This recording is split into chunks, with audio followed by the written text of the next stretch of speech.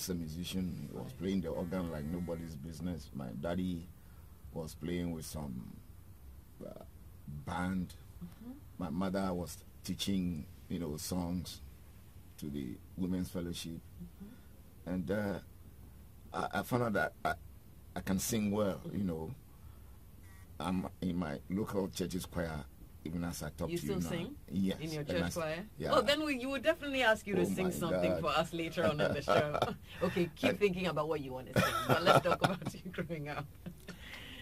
So I realized I could be a performer, so to speak. And if I can sing, stand before people and do that, then I can do anything before people. Right. And I think literature taught me a lot in school, because I was the very shy type, If I was sitting with you somewhere and, a beautifully dressed lady passed by, you asked me, can you call me that lady? It was like just trying to push my hands into fire.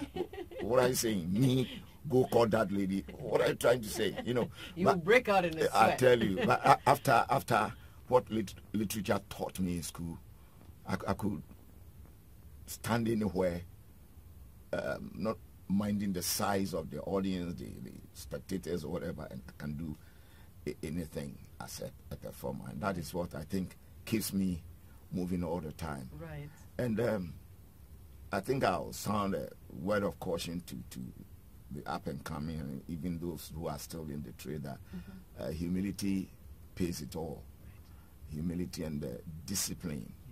You're right. Mind what you say to who. Never mind if you are older or younger than somebody.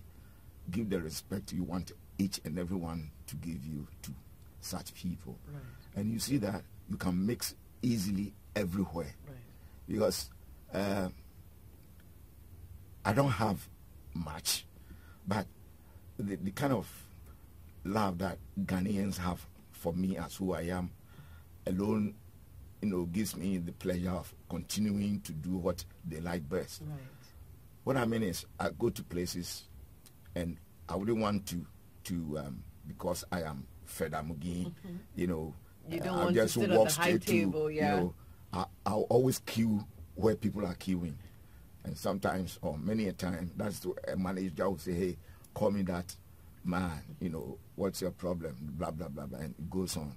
And I think I'm happy with that, even if I don't have anything. Right. Once people, see me and are ready to help me in any form, I'm okay with that. Right. So let's say humility and discipline is the words that will keep any good performer flying high. Right. Yeah. Right. Some good values there we're learning as we go on. And I like the fact that, at every stage he teaches us something. So you definitely want to pay attention to this conversation, because there's a lot that you are definitely going home with. So let's go back to you finishing Form 5 and joining this group of very... freelance players. Yeah, freelance players. Yes. At that time when you joined them, how popular was acting in the country and how lucrative was it? At that time, radio theater was in vogue. Right. Thursday theater was there. Right. Were stage plays big then as well? Stage plays were also being performed, especially, our center. Right. I had a privilege of watching The Lost Fishermen. I watched it as many times that they were played. Right. Because it was something that you learnt a lot from. Our morning ones have all thrown the stage away. And the stage away. But I don't blame the acting fraternity.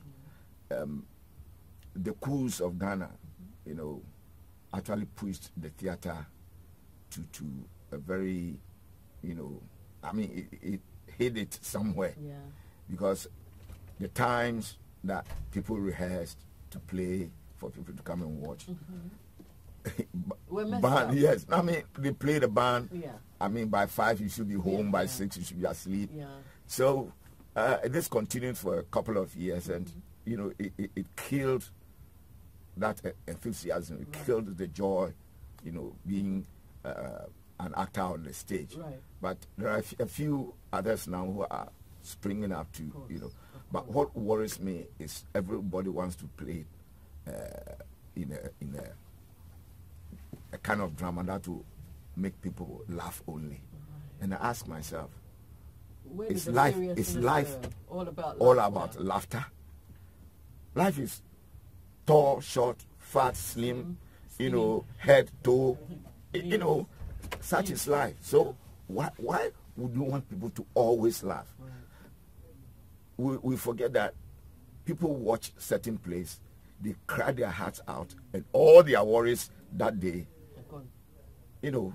So no matter how you want us to have fun, let's have some seriousness attached to this, some little tragedy somewhere, so that everybody will get what he or she wants from what you display. Right. You know, it so actually also tells us what life is really about. It's not always a sunny day. Yeah. There are rainy days, there are cloudy days, and there are bad days. Yeah. And I think we should stop using young people, making them look like old men and old women, you know, trying to make them up to, you see, when they are older men, use older men. The thing is, you can't cheat nature. No. You will do everything for them to look like, but their voices alone will betray them. Right. You can't run away. There are only a few who are gifted from God, that they can do anything from a baby to a 90-year-old. I always say that young man, Lewin, is one of such, you know, gifted guys. Lewin can play amongst very elderly, naturally elderly people, and he will look like the oldest amongst them. Even in his speech, his whatever. Unlike me, right now, if you bring me down to a 22-year-old, I mean, I would say, what are you talking? 29, so that's fine. 22, no, you're probably 22. So you see, we have look at these soaps we all watching from South America. Look at the age groups from clot of blood in the womb of a woman to 90 plus men and women. And yes, and that tells you that this is a community film. Right. Anybody who watches these films find You himself can or relate to herself it. exactly, because you have your age group in there, and you learn a lot from there. And any home without the elderly or a child, the elders say it's no home. And we should, a couple, you know, having a wedding, they look older than the people supposed to be their parents. It's what are we thinking? Yeah. What are we thinking? I guess that also draws us to the challenge that we should be talking about as to how people cast Exactly. for movies or stage plays or all of that. And Doreen, you know what? People try to shun auditioning, but I tell you, it is the best way of getting the material you want to work with. True. Idris Alba, when he came down, Mm-hmm. he knew many Ghanaian faces already before he came down. Yeah. He knew all the so-called stars. Right. But when he came down, to him, prove that you can do it. And that is all. Right. Many were called to come to the audition. It's like, oh, I know I can do it. I mean, so why should I go and audition? if he doesn't want to use me, fine. That's it, yeah. You know, but even in Hollywood, no, they still continue to do auditions. So who are we? Who are we here trying to make what they've been doing? Right. Who are we to say we cannot do that? Right. You know, so it comes back to what Beethoven said. You know, never see yourself as you are there. Yeah. You know, that will be the beginning of your downfall. Right. So always bring yourself down to earth. Right. anywhere you hear some good auditioning going on. You see, maybe people do not understand why people must be auditioned. Somebody gets a story, and there's a particular character. That person, because he knows a lot of the stars, can see Fred Amugi in that character, can see Majid in that character, can see Pauli in that. You know, about 10 people can play that character. But no matter what, amongst the 10, one can play best than the 9. It's not like the rest cannot play it. And that is why you must, you know, attend an audition to see what. Look, the first ones, I was at audition, David Donta was there, a lot of the guys were there.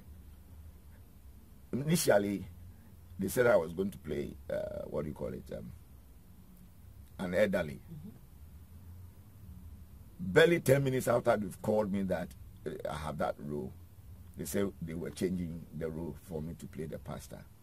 And that after looking at the auditioning video, they found out, no, I could fit, you know. Meanwhile, they had done the casting and fixed somebody from South Africa already. Oh boy. You know, you can imagine.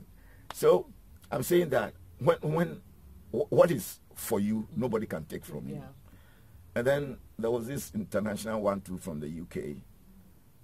I was the last person to be auditioned.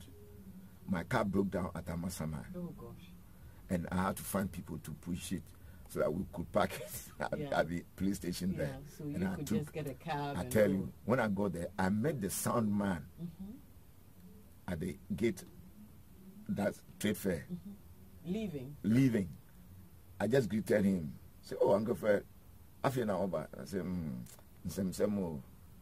anyway, let me say hello to David. David was up there. And I don't know what got into me.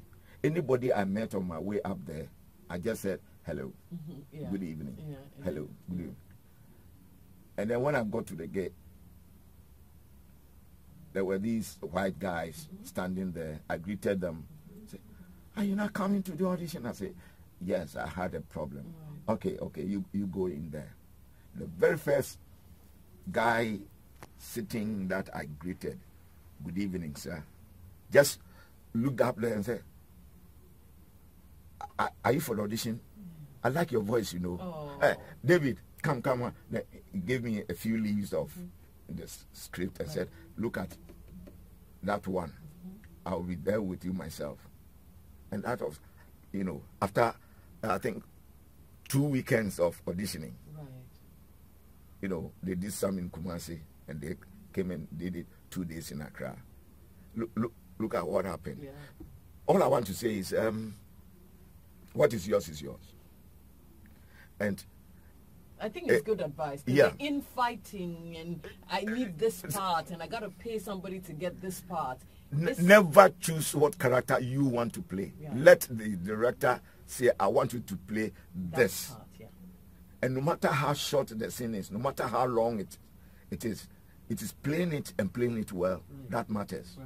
Look, when we shot Nkrabia, Kofi Chintos in the early 70s or 80s. Early 80s it was. Early 80s, I think. Someone like Riverson Jr., one of the best artists around, was given a preaching, you know, scene. It lasted just about 2.5 minutes. And people were like, it was a waste of talent. But the question, you know, the producer started asking was, did he play the part well? Well, say yes. So what is your problem? He is not complaining that, you know, he was giving that role. But anything that anybody does in a production must be par excellence. And that is exactly what happened. So you can see a lot of people working in a production from the time the bell comes up to the time, and questions people ask is, na Irana baby or Meanwhile, somebody will come just once, say something or have a certain facial expression and go back, and that person is the much talked about personality. Yeah. Everybody is like, Papa na mo I feel hona no. Hey, me penasem do. That is the beginning of your stardom. Right. You know, so it's not being everywhere in the film that, or talking too much. You know, when it comes to films, movies, talking too much will not make you who you are. You know, and especially throwing your hands at every word. And you say, you know, too many gestures, you will be told it's not a good thing. You know, Uncle be Fred, yourself. At this point, look, I think we should just give you an acting school and make you the head, because I mean, I told you, he would definitely make a movie out of this interview, and he's in the process of doing that, and we're learning a whole lot. And some of your fans have sent in messages. Doreen, that's my big brother in your studio. Thumbs up for you, big brother. It's from Gifty at Calback. And Joseph in Tema says, Doreen, please ask Mr. Fred for me that from when he started acting and today, what are they, the veterans, doing to uplift the image of acting in the current stage of the industry? Well, the question is yours, Uncle Fred. Yeah, like every industry, like every, you know, work, there are good times and bad times. Sometimes everything just go low, no matter what you do, it will still remain there. And then suddenly, a few hands will come up and say, hey, let's lift it up. And before you know, it's back again. So such is our industry. It goes, you know, like waves, like you said. You know, today, high waves, the next time, very low waves. And that is how it is. Right. And now the Ghana Actors Guild did elections about a month ago. Oh, yes. Officers have been elected to finish the last term of the ruling executive. So come next year, we'll have elections again to elect people into a 4-year term in office. And those who have been elected now, we had the Thanksgiving service and induction into office last Sunday, and we have the belief in them. Sami Fishin, Vambika, Kasum Sinari, you know, these are people we have now entrusted the Ghana actors to, but they have a lot of committees that, you know, comprises of many affairs we know, you know, and we believe that within the next year, a lot of upliftment for the industry will come up, including the stage. Right. Continue. So there you go, Uncle Fred. What do you have to say?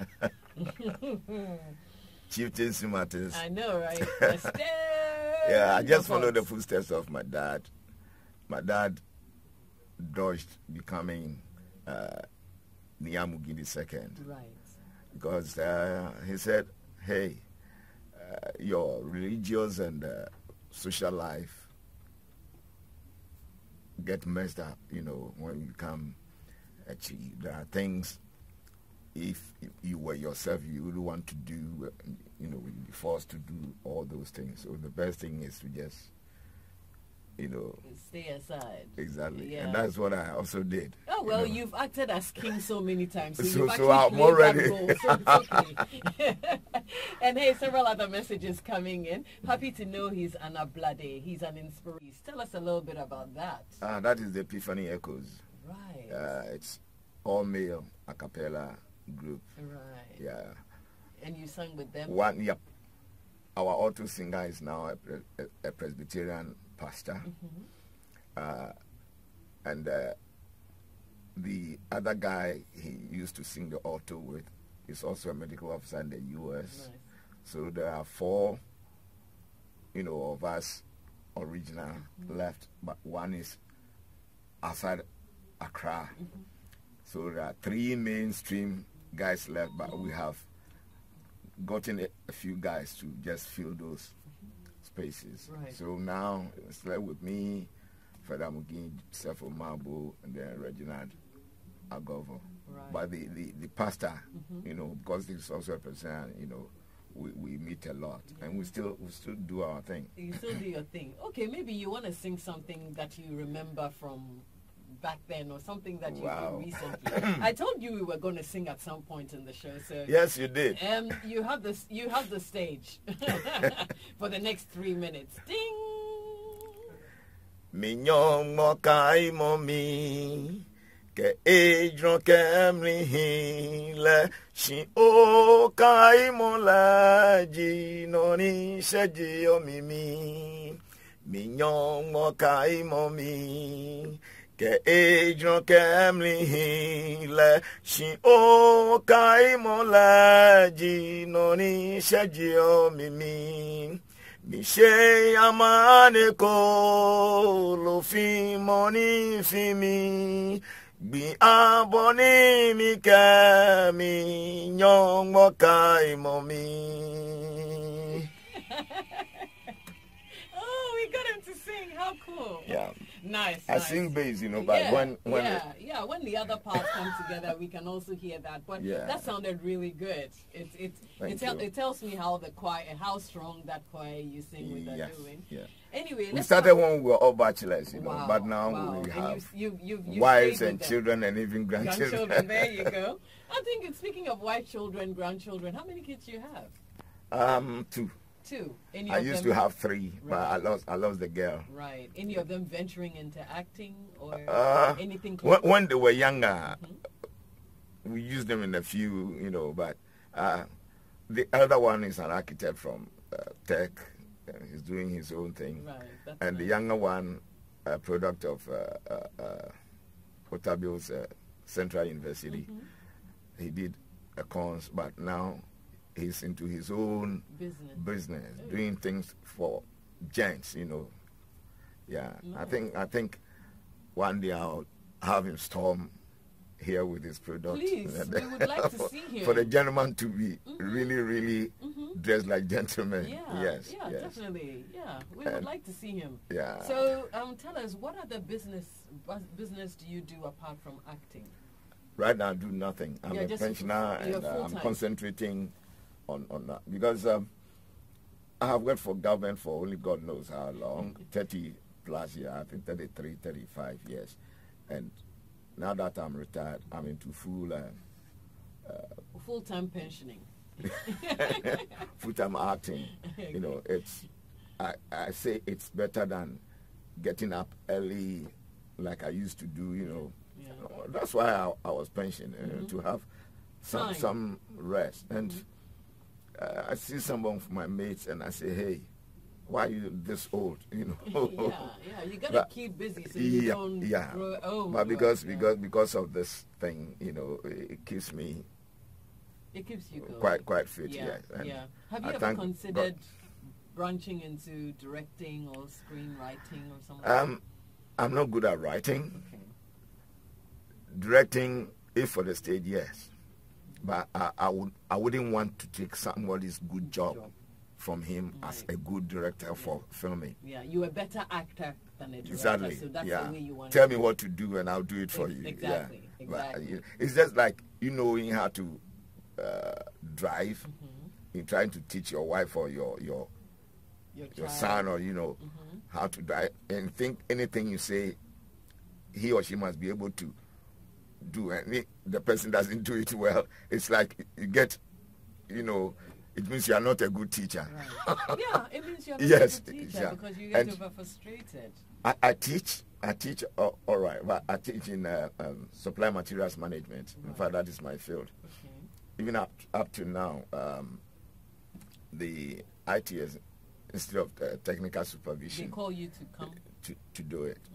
Yeah, I've done it at GIMPA before, and with the uniform profession, the army, the police, the immigration people. Right. Yeah, I was teaching them stores, so to speak. And now that I'm not there anymore, I'm concentrating on acting. Right. And now I have a manager called Mauko of MK Casting, and he's now actually putting me where I never used to. You know, he's raised me to a certain point, and I'm so grateful to Mahoko. Right. Yeah. Sounds good. Back to your acting career. What is the most extreme change to your personality, be it hair, body weight, etc., that you've had to do to prepare you for a role? Well, the directors that I have worked with, they are not what I call chief directors. They will not just say, Fred, take the script, you are playing this or that character. No. But, go and look at that character, call this. You answer a few questions when you read it. And I give this credit to Mr. Ansomenu, late, and then the now Director General of GBC. We all call him Juta, but the name will come. You know, he will tell you Akufo Anof. He is now the Director General GBC. Yeah. He will give you 10 questions, and you must get 7 out of the 10 to be able to play that part. And that has toughened many of us who passed through their fingers. You know, he will not just say because you are good, so do it. Yes, you may be good, but particular characters, when you know they give to you, you might mess up, and Juta will not want you to mess up anyway. Right. And with me, I think so far I've been versatile in the sense that I don't see any role that so far I haven't played. I have played the drunkard, I have played the Osofo, I have played the king, the chief, the policeman. The policeman, you know, I have gone through all those things. And one good thing about this profession is that you have almost every profession in acting, right. You know, and I hear there are about 99 professions, you know, for the theater, right. Because you have an electrician, you have an architect, you have a medical officer. Everybody is in there. Yeah. You know, so Uncle Fred, I got a quick one for you here. There's a lady on the phone, Madame Mary here. She says she's a good friend and wants to say hello. Let's find out from her. Hello. Good morning, Auntie Mary. And how are you? We thank God. We're glad that you've called us today. We've got your good friend in the studio. He's totally surprised because he still can't figure out which Auntie Mary it is. But from the voice, I know who it is. So maybe you wanna refresh his memory a little bit. I acted with Fred once on the stage in Legon, and he forgot his lines. Oh! Auntie Mary Urinchi. Okay, we can call you back, Auntie Mary. Are you still there? Okay, we'll call Auntie Mary right back. She says, I think we put her on hold for too long, but she said you forgot your lines. Can you remember the situation? If it doesn't happen to you as a stage actor once in your life, then you haven't been through the stage. Exactly. You know, Professor Matthews will tell you, he came to the stage and was to say just a word. He appeared, went backstage, came back several times, and still it wasn't coming. So it happens to, you know, everybody once in a while. Yeah, okay, let's get Auntie Mary back. Hello again, Auntie Mary. Yes, now we can hear you loud and clear. Do you remember when it happened? What happened? He was supposed to be my sick husband, and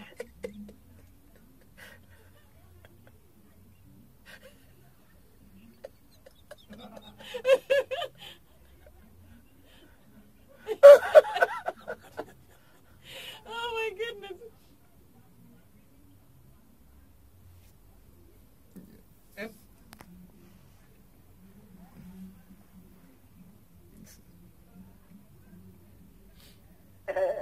Fred, on his acting and his award winnings and everything, I'll call his wife to tell him I have called him. Thank you Thank you so much, Auntie Mary. We're Mary. looking forward to having you in the studio one of these days as well. Yes, God willing. Have a blessed day. Thank you so much for calling. It's been a pleasure chatting with you. Have a good day. And that was interesting. Yeah, we needed a laugh as well. Yeah, like you were saying, some of these things happen, and I'm sure you have several memorable feats as you probably look back on your career. Yeah, and at the time we were on the stage at the Art Center, and it started raining cats and dogs, and there was only one person who had turned up, and the stage manners, tell us that even if it's one person, you still have to do it to get it going. And it, the waters were just clattering so loud that virtually we had to shout. So he advised himself and pushed forward to the edge of the stage, and we had to do the whole length of the play. Wow, with one person. I'm sure people. It was the only audience you had. But I'm sure it would have been one of the best that you had ever done. I tell you. Because you were trying to impress exactly. only one person. Yes. Wow. And these things happen, My late director, Mr. Ansomen, will tell you that you have told the audience that you start at 7, you start at 8. So they will not come and tell you or, direct you as to what time to start. So if you have told your audience is 7 on the dot, you're starting. We start. I think it doesn't matter how many people will be in the auditorium. Right. At the end of the day, that as well. Yes. Well, 7 is 7. 7 is 7. Is Greenwich Mean Time. It's 7. It's 7. We are not doing a minute before, a minute and after. An hour to appearing on the stage. So many will tell you that be backstage, get into your costume. No matter how good you are with your lines, continue to go through your script. Right. So that when you come, everything will look fresh. Right. But let me tell you something. We have some of these guys, when you're on stage with them, and you lose the least concentration, you fumble. Somebody like David Andoh. David will either squeeze his face, make a face, or whisper some funny thing. He's that funny now. Very. And if you don't take care, you will mess up your lines, and he will come up with his lines. I think I'm going to bring him here to defend Please do. him. Please I'm do. Definitely bringing him I hope he's listening. Or somebody will listen. Oh, I'm listen sure and tell him. Yeah, somebody will hear. I'm sure he'll call me after the show. I'm sure he'll say, "More can you know, boy?"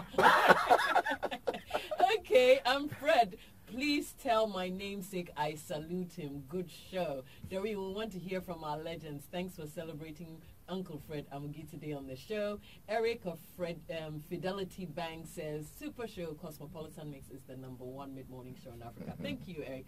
And yes, back to our conversation. Yeah. Yes, your friend David Andoh will have to come and defend himself. He will. I'm sure he will. I know he will not run away from no. I'm sure by the time we finish, he probably will be outside. But we've also probably heard all these new actors and actresses turning themselves into producers, and some people say that all these people are, collapsing the local movie business. It's funny, Doreen. Distribution of labor. Everybody has a role to play in anything that you do. Right. But come to think of it, people who were production assistants, before you know, say is producer, director, this director. Producing it, I don't have a problem. But directing, is it about action cut? That is no directing. If a director cannot, see something faulty, when something is faulty with camera positioning, then why are you directing? Right. If sound is not coming well, and you are not asking, your crew questions to know exactly their position, then how come you call yourself a director? So many a film will come out and nobody will tell you that this is not professional. I hate a director who will not tell me this is what I want from you, but sits back and says, oh, he knows it all, so anything that he does. No. And sometimes I will intentionally do something I know this I shouldn't do, just to see if the director will say, Uncle Fred, I think you went overboard or something, or I don't like the way you did this. And they wouldn't tell you. No. I'll turn around and say, I don't like what I did. Let me go back and do you know. Yeah. That is the test you have failed right under my eye. As a director. As a director. You're and right. the next time I go anywhere and they say, I ask who is directing, and they say, Director A. Say, I have something doing elsewhere, so I don't think I'll be able to, you know. What would you want? What is in directing that you think is so cheap that you want to direct? When people pay money to be taught how to direct, you know, you see, it's interesting when you sit back and you look at it. Everybody who used to be shooting, you know, funerals, birthday parties, suddenly have become directors of photography for films. Yeah. And you see, when you judge photography of films, that is against those who are professionals, nobody will tell you, wow, this is coming from a professional, you know, DOP. Yeah, or an amateur. Or, you know, so all I want to say here is stick to what you know.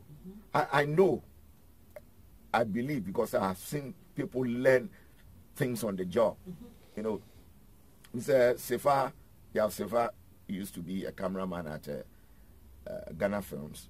I mean, one of the best Ghana Films ever had.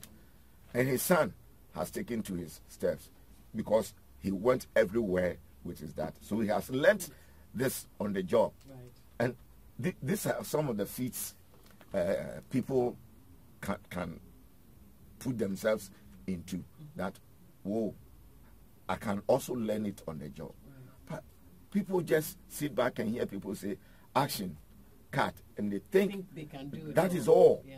You know, directing is not easy. That is why I say, Doreen, I'd rather stay As in an front of actor the than camera to rather than be a go director behind or it and say something. this or Right. that. You're right. You know. Any regrets in, you know, in the past years that you have? Frankly, there have been films that I've seen myself in, and I ask myself, I mean, what led me into playing in this film? Because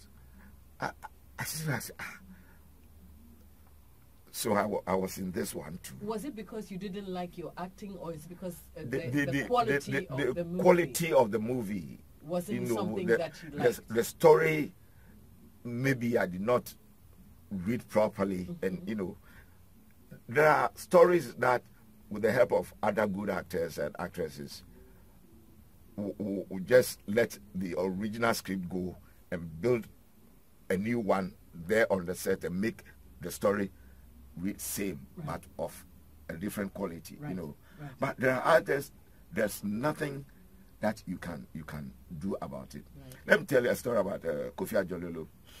Kofi was going to play a king in a film, and the person going to play the prince, that is his son. After just 1, 2, 3 lines, Kofi realized, no, I can't be king to this prince, you know. So he called the director and said, if he is going to play the prince, please, either you change him or you change me as the king, so that whatever you want, say, hey, Uncle, he is the producer. So what? You want a good thing. If you want a good thing, then sit you somewhere and produce. Yeah, and let's do and let somebody who can play the prince well do it. This is all Kofi wanted. And I wish all of us, good or bad, will see through the lens and say, hey, director, this one is going to be a problem to all of us. Right. So why don't you put him or her somewhere else, you know, and that is why auditioning is you know, good. I'm glad that we've come back to this stage. I mean, we've been saying it since we started this interview. I mean, I like the fact that, you know, at every stage you keep reminding us about things that are very essential in this whole industry. Getting the President's Award. Oh, that's nice. Yeah. Yes, that's cool. That's cool. And then last year too, won an award from AMA. AMA Awards. Yeah, yep. That's good. Congratulations. Thank you. We also want for you to leave us as a people with a message that, you know, that should keep us inspired and move on. And probably there's a vehicle I saw in town, and what is written behind it is no hurry in life. No hurry in life. Don't let people, you know, deceive you, making you stars. If you become a star, you yourself will know that you started on a certain, you know, step, and you definitely get there. Don't let people deceive you or demand certain things from you before making you what you could be all by yourself. You know, time will tell. Yeah, everybody has his own time to shine. I always make Ajete Anang as a typical example. You know, he's a listener, and he asks a lot of questions. And I think the best way to learn and know is to be inquisitive. Ask who, why, which, when. These things will always help you to climb to the highest place you can ever want to be. We can only wish you the very best moving Thank you. forward.